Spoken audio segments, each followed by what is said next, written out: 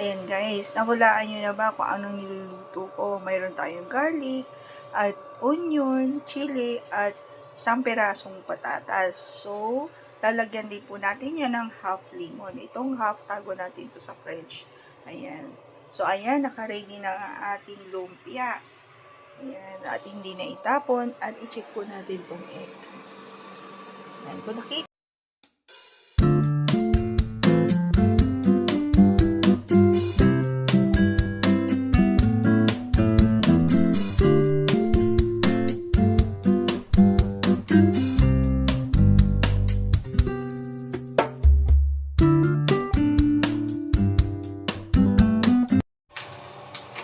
Ayan, good morning mga mamis.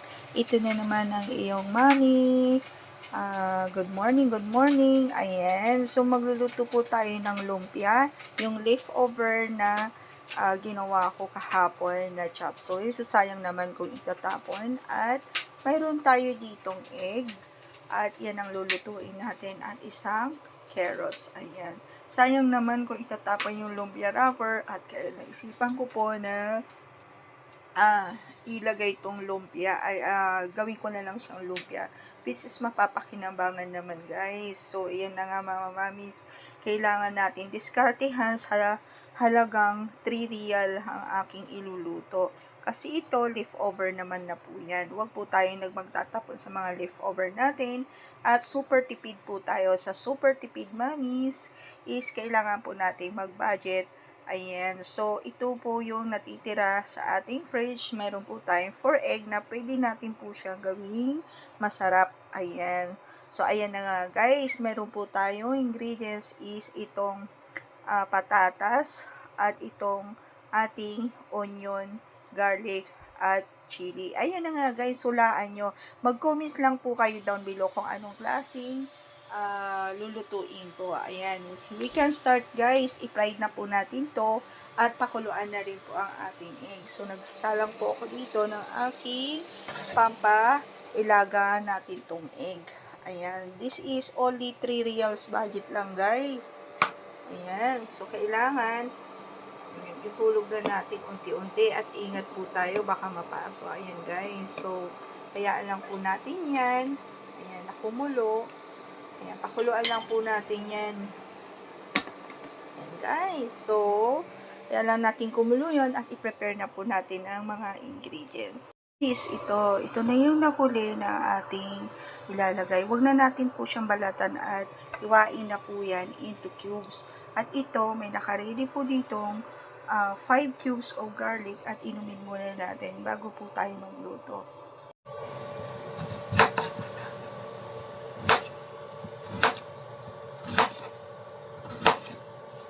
Ayan, nahulaan nyo na ba kung anong iluluto ko?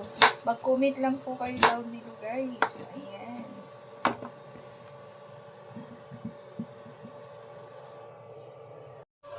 Ayan guys, nahulaan nyo na ba kung anong niluluto ko? Mayroon tayong garlic, at onion, chili, at isang pirasong patatas. So, lalagyan din po natin yan ng half lemon. Itong half, tago natin to sa French. Ayan. So, ayan, nakaready na ang ating lumpias. Ayan, at hindi na itapon. At i-check po natin itong egg. Ayan, kung nakita nyo ng bitak na yung shell, pwede na po yan. Antayin lang po natin. Habang pinapakuluan po natin, ipapakita ko lang po sa inyo ang aking bagong ayos sa aking kitchen. Gaya na sabi ko po sa inyo, kahapon is gagawin kong yung kalahati ng aking kitchen, gagawin ko po siyang mini garden. So, ito na nga guys. Dito ko nilagay ang ating cabinet para maging organize ang ating at madali ko siyang kunin pag nagluluto. At syempre, ito nilagay ko na rin po yan. So, naka-organize na po yan sa aking likodan. At ito na nga guys ang aking mga munting garden. Ayan. Ito yung napulot ko kahapon na styrofoam na pwede nating pagpatungan. So ayan na nga. Tumutubo na ang ating mga sprout. Ayan. Ang lalaki na. So abangan po natin ang pagtubo po nito na may tinanim akong chili, hampalaya at okra. Ayan. Andito na po. So, silipin na po natin. Ayan nga. May black beans, ma'am. At mayroon din bunggo. At mayroon din po dito, guys. At inilagay ko. Ayan. May ma'am, puro munggo po yan. At ito na yung pinaka-good news ko, guys. Ayan. So, sobrang pwedeng-pwede na natin itong pwedeng gawing lumpia. Ayan. Tuging lumpia. Ayan na nga, guys. Ito na yung beans po natin. So, the best po ang super tipid, mami. Kailangan na nating magtipid at kailangan na nating i-less budget at i-savings ang ating mga pera at kailangan nating magtanim at para may harvest po tayo. Kagaya po nito, pwede na natin itong ikat pagluto mangka dyan at gawin natin siyang fillet, egg fillet. Ayan, ito na yung onion. Iba-ibang variety pala ang mga onion. Iba-ibang klase po pala yan. At ito nga guys, pag nagkaroon po ko ng soil ulit, ito ay itatanim po natin to dito sa aking ginawang itong styrofoam. So, ayan. So, ginanyan ko muna siya para maging presentable ang ating nursery area. Nursery of indoor gardening. Ayan. So, ito, natutuyutan na yan, guys. So, kailangan na po natin hanguin at magprito na po tayo ng lumpia. Ayan, guys. Abangan nyo po ang ating pagtubo ng ating mga halaman. Good for 1 week. Pag after 1 week, ayan, dyan na natin makikita ang progress ng ating indoor planting. Kagaya po nito, ayan. So, unti-unti na po siyang tumutubo. Maging dahon na po siya. At kung ayaw nyo naman maging dahon is, pwede na nating ilumpiang tugi. Ayan po siya. Kung gusto nyo. Pero for me, gusto ko may dahon para gawin ko po siyang salad. That is a super tipid mommy tips. Ayan guys. So, ito na yung ampalaya at andyan, ayan yung ampalaya ko. At dito yung chili. At dito yung okra guys. Ayan. So, let's go guys. Magluto na tayo at iluluto na natin ang 3 reals, 2 reals na ating ulam ngayong lunch. Ano kaya to? Mag-comments lang po kayo down below guys. Kung ano yan. Sunog na. Ito na nga mga bis. Nasunog na ang ating lumpia. So, pwede na natin itong hanguin. Ayan, good morning to all mommies. Nagtataka kayo siguro kung anong luto ko dito, no? Mag-comments lang kayo below. This is only 3 reals. Grabe, grabe na to. Pero pinakamasarap to guys. Alam nyo kung bakit? Ito ay isa at proud po ako na egg kasi is lumaki kami at binuhay kami ng egg, ayan, sa farm. At ito lagi ang pinapabaon sa amin at pinapakain sa amin ng aming magulang, aming lola at lola. At syempre, ito rin yung diskarte na solo tipid mommies na isang as a solo mother kung paano ko napalaki ang aking mga anak na matatalino at mababait. Ayan, because of the egg, ipagmamalaki ko po ang egg kasi sobrang nakaka-amis talaga. Ang daming pwedeng gawing recipe. Let's go guys kung paano ang gagawin natin. Iluto na natin to 2 pieces of egg. Kinat ko po siya into 2. So ayan na nga guys. Tara na. 4 pieces po pala. Ayan, i-cut ko into 2. So mayroon po tayong 8 pieces cuts ng egg. Ayan. Hulaan nyo guys. Mag-comment lang po kayo down below. Ayan na kung anong klaseng luto ito. Ayan. Halagang 3 reals. Maximum 3 reals. Ayan guys. So, tara na. Magluluto na. Solo tipid mommies. Let's go guys. Ayan. So, ito na nga po guys. Pwede na natin ito iluto. Una, piniprito ko muna ang ating potato. Ayan. So, i-fried muna natin yung potato guys para maging masarap siya. At pag na-fried na, nag-brown na po yan. Ayan. Kung nakikita nyo guys, hindi po talaga ako naglalagay ng mga tubig or anything na niluluto kapag ako nagluluto. Maglagay man ako yung sa mga soup lang, mga sabaw lang. Bakit? Kasi po, ayoko matanggal ng ang kanyang mga vitamins. So, hindi ko na po yung binalatan. So, i-fried lang po na natin yan bago natin po siya igisa. Ayan. Hanggang sa maging golden po yan, guys. Ayan na po mga mamis. So, medyo nag-brown na siya. Nag-golden brown na siya. So, ayan guys. Dahil lang po natin siya mag-golden brown. Hanggang sa ating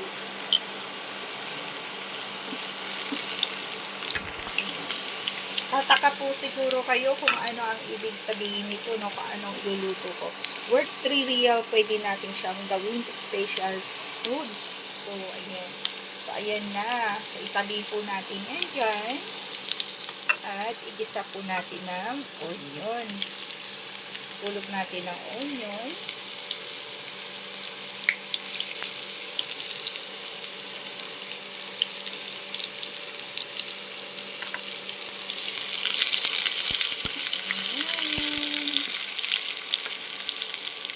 So, bakit ko hindi kinat ng into cubes ang ating onion? Kasi, itong niluluto ko kakaiba. At gusto ko po siyang ma-emphasize nyo guys kung anong klaseng luto ko. Sooner malalaman nyo po kung anong klaseng luto. At pwede natin sa simpleng 3 reals, pwede natin pasarapin ang ating kinakain guys. Ayan, sobrang sarap.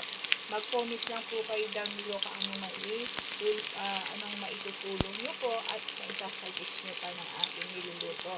Ito ay isang leftover lang po sa aming peso. Ayan, extra-brown lang po natin to guys. Ito na lang yung nakitirang isang pirasong patatas at may egg. Ayan guys. At wala na rin po tayong fish. May fish man, pero may tilapia na lang. So, syempre, nakakasawa naman kung laging tilapia. Pero pwede natin diskartehan yun na mas masarap na luto pa ang tilapia. Very, very soon magluluto po ako. So, ito, hulaan nyo guys at mag-comments lang po kayo down below kung anong pwede natin iluto dito. So, wag natin masyadong sunugin ang ating onion. Kasi mas masarap po yan pag medyo half cook lang ang onion. Para yung vitamins po niyan is makatulong sa ating health. And also the garlic. Ayan, yan yung daily vitamins ko. Ang garlic. Ayan guys. And we can put the vitamin C. Of course, chili. Hindi mawawala yan. Because I love spice guys. Ayan. So, until brown. Until mag-brown po ito. Saka natin siya titimplahan ng mga seasonings. Ayan. So, ihalo na natin ito guys. Halo-halo lang. Ayan. Magtataka po siguro kayo kung ano po, no? Pwede natin pasarapin ang ating dishes within 3 reals. Maximum 3 reals. Why 3 reals? I boiled the 4 eggs. Is the 1 eggs is 50 cents. So, make it 2 reals yung 4 eggs. So, ayan na. 50 cents dito sa Qatar. So, ayan. Guys, i-convert nyo na lang po yan sa halagang 3 real, maximum 3 reals. Mga solo mother, mga mommies, at mga solo parents, mga daddies. Ayan, mga misses, mga daddies. Ayan na. Gawin natin special ang ating food sa halagang 3 real sa ating mga anak, mag-vitamina, at masustansya pa po. Ayan. So, lagyan na po natin ng mga ingredients. Lagyan na po natin ng konting paminta.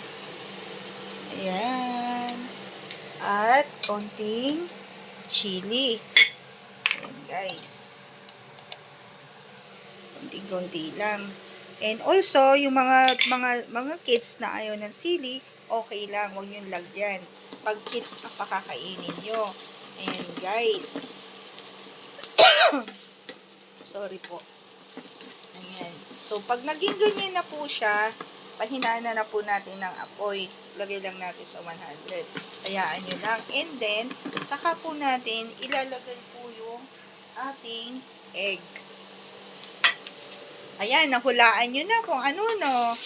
Ayan. So, luto na within 3 to 5 minutes cooking. Saka po natin lagyan ng, what to call this? Ayan, hayaan lang po natin. Patakan po natin siya ng half lemon.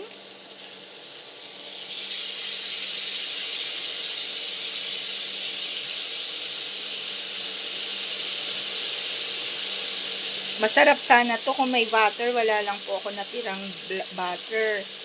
Ayan. And konting soy sauce. Ayan guys. Ang sarap po nito.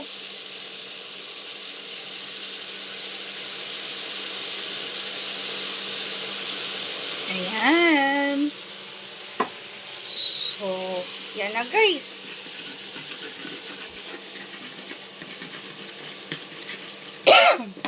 So, haluin lang natin to. And kalas, tapos na po guys. Ayan. So, kung nakita nyo guys, hindi po ako naglagay ng tubig. Ayoko po. Ayan. This one is very healthy. Ayan. At kung may konting sugar, pwede nyo rin po lagyan ng sugar. Ayan. So, kalas na po. Tapos na. At tikman na po natin. Ayan. Tikman po natin ng konti. Very healthy, oh. Nag-oily pa yung ano. Ayan. Sarap. So, the best po talaga. So, ayan. Sobrang sarap, guys. So, tikman po natin. Ayan, i-plate na po natin yan, guys. Munting niluto sa halagang 3 reals at mayroon pa tayong leftover na lumpia. So, 2 dishes, guys, sa Super Tapid Mommies as a solo mother. Ayan na nga guys, ayan na nga po mga mami solo mom. Ayan na, naluto na ang ating fabulous, magical, super tipid mommies. The fabulous and magical, very grateful foods is ito, adobong egg sa halagang 3 reals. Special adobong egg. Ayan guys, so kung nakikita nyo, super sarap po yan. Ayan.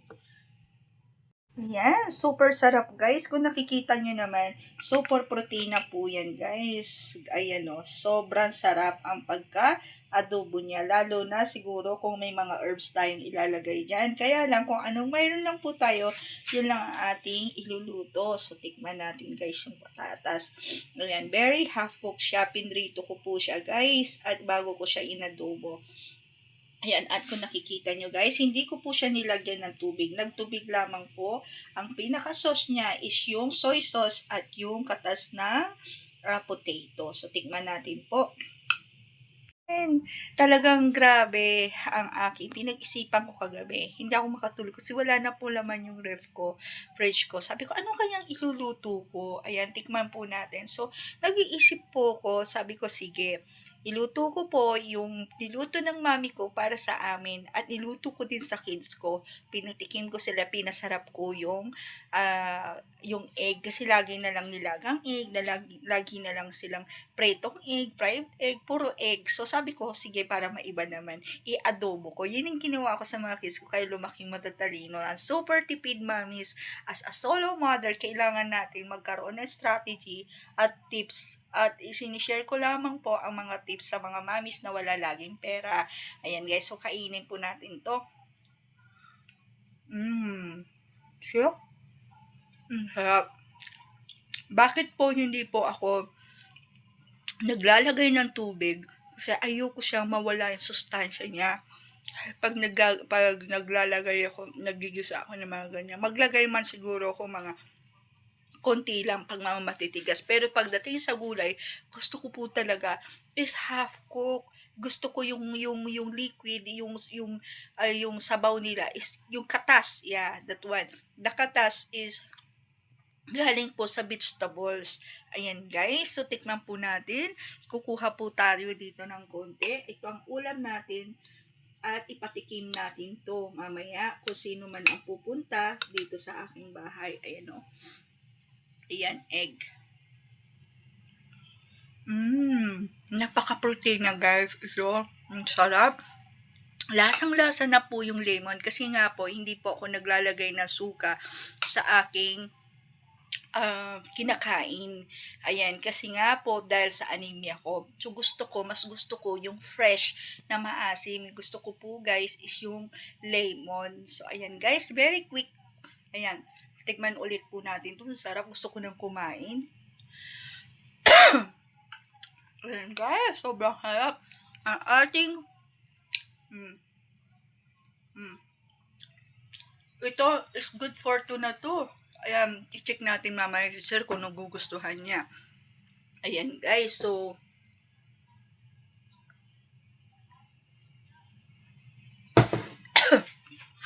bakit ako uminom guys? Kasi nga po, medyo ano siya, medyo spicy. Masarap po talaga spicy, pero gusto ko lumagay lang dito sa lalamunan ko. But anyway guys, ayun na nga, as a solo mother, kailangan po nating magtipid. Ayan, super tipid budget meals.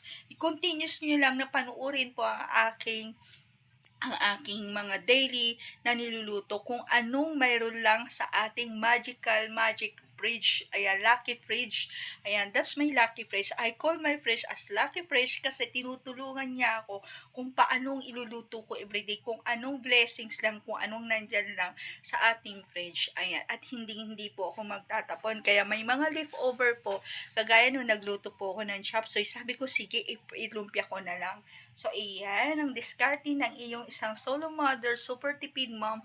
Ayan guys, na aking munting may isi-share. Have fun lang po tayo, wag po tayong magbabas. At sa aking munting trial sa lahat ng mga very poor at mga mahihirap po na mga mamis na 10 pesos na lang, 20 pesos na lang, 50 pesos na lang ang kanilang kakainin ng mga anak, pwede po natin pasarapin sa halagang 3 reals. I-convert nyo na lang po yan. 3 reals is halagang 50 pesos. Pagpalagay nyo na lang po, 50 pesos. So, ayan, kumuha lang tayo ng isang perasong patatas at i-adobo na po natin, guys. Ayan. So, masasarapan pa ang ating mga anak. Ayan. So, mura lang po ang egg din. So, ayan. So, pwede natin pasarapin kung nagsasawa ng inyong mga kagaya po ng mga malunggay, yung lumpiang magical malunggay na lumpia ko, nilagyan ko ng malunggay. So, masustansya sa ating mga kids po yun, guys. So, ayan. So, yan mga tips ko at mga tips ko na aking niluluto.